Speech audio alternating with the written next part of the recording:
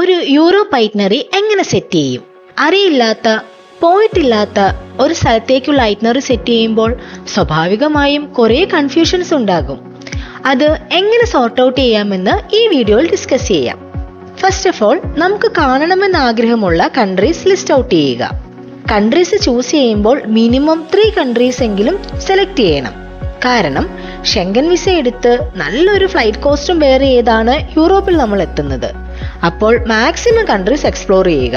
യൂറോപ്പിൽ ചെന്നാൽ അവിടെ 1 country to another country travel time കുറവാണ്. കൺട്രീസ് ഫിക്സ് ചെയ്തു.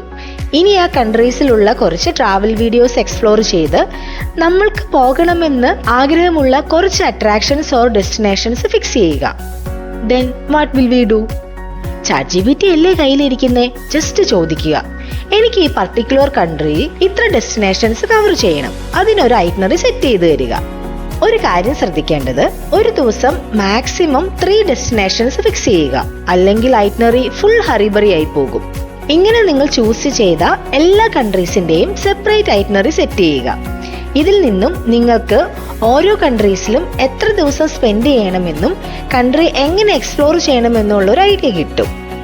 നെക്സ്റ്റ് വീഡിയോയിൽ ചീപ്പസ്റ്റ് ആയി ഫ്ലൈറ്റ് ബുക്ക് ചെയ്യുന്നതിനെ കുറിച്ചും എങ്ങനെ ട്രാവൽ കോസ്റ്റ് മിനിമം ആക്കാം എന്നതിനെ കുറിച്ചും ഡിസ്കസ് ചെയ്യാം.